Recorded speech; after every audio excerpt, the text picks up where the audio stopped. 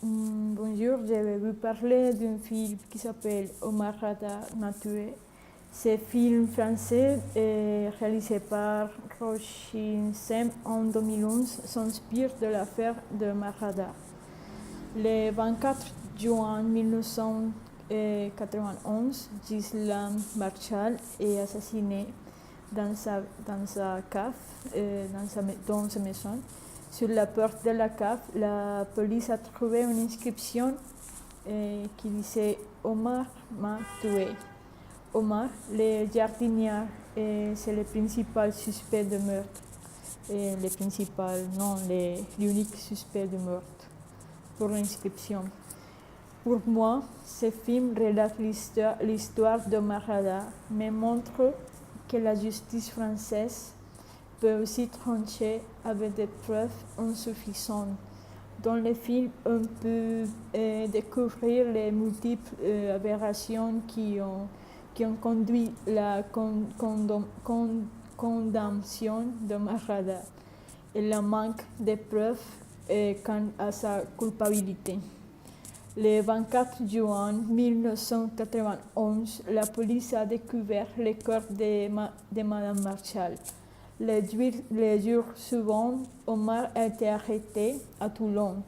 2 jours plus tard, Omar a été mis en examen par homicide volontaire. Selon le film, les policiers n'ont pas respecté la présomption d'innocence pour la manière qu'ils l'ont traité. 3 années plus tard, la Cour d'assises de Nice condamne Omar Radar à 18 ans de réclusion criminelle. Il a fait une grève de la faim, il voulait mourir, il a tenté de se suicider le 13 mai 1996. Le président Jacques Chirac, je crois que c'est le président de Maroc, il décrète de grâce partielle et Omar obtient la liberté conditionnelle le 4 septembre 1988. Le plus grave de ce cas, c'est que c'est une histoire réelle. Omar Radar, c'est un homme maroc qui ne savait pas parler français. Ça veut dire qu'il ne pouvait pas se défendre, il ne pouvait pas demander ses droits. À mon avis, il a été victime de la xénophobie. Et selon l'autopsie de Madame Marshall, elle a été torturée. Et ça ressemblait à un crime très violent qui a été commis par une personne, un homme, qui était dans la colère. Omar ne ressemblait pas à un homme violent ou méthodique. Et pour moi, il est innocent. Il n'est pas la personne qui a tué Madame Marshall. Les voisins de Madame Marshall ont parlé bien et ont donné de bonnes références sur Omar Radar.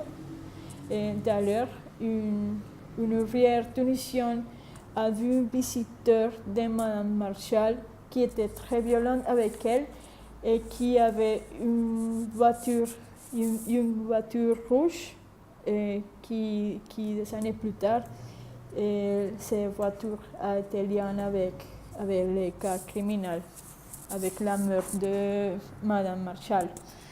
Pour moi, la chose plus importante à réfléchir est si Omar Radar aurait-il tué Madame Marshall, et c'est le pourquoi. Pourquoi il a fait ça? Je ne crois qu'il avait des raisons pour le faire.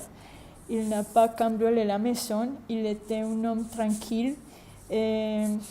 est-ce que aurait Mademoiselle Marshall peut confondre Omar Radar avec quelqu'un d'autre?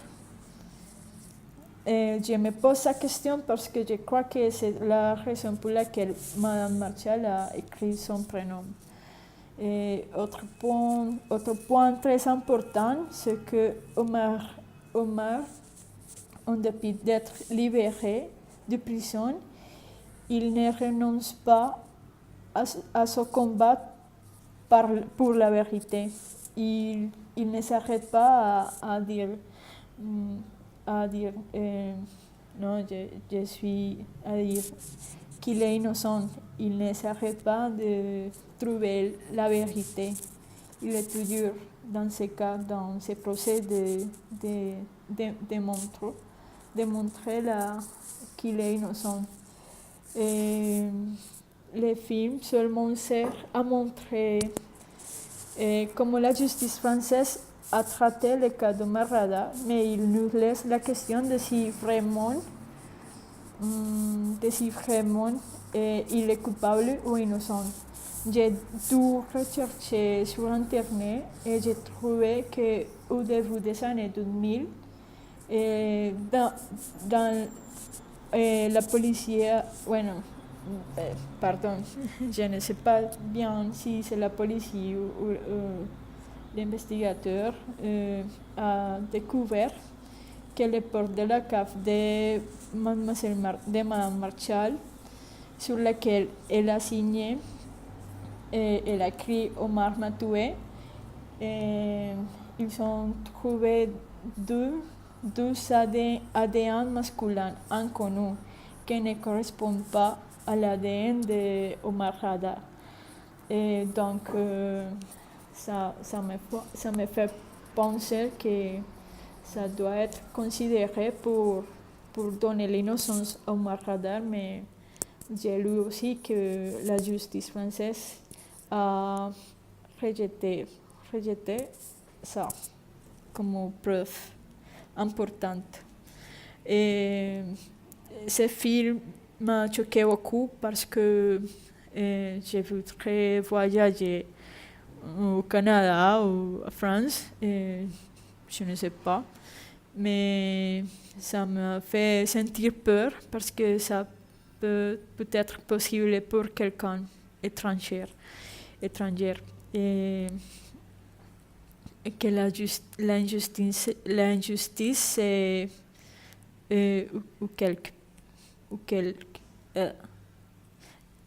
ça veut dire l'injustice c'est en quelque partie. Donc ce film m'a fait sentir triste, spécialement la partie laquelle montre quand l'enfant d'Omar Radar parle à sa mère, et lui dit que ah oui, ce monsieur m'a donné ce cadeau, mais il n'a dit pas mon père m'a donné ce cadeau. Et Omar Radar a pleuré et crié pour ça, parce que ça montre comment une personne peut perdre beaucoup de temps avec l'injustice, et c'est le temps plus important qu'un père peut passer avec son enfant, c'est l'enfance. Donc oui, c'est les choses plus choquantes pour moi.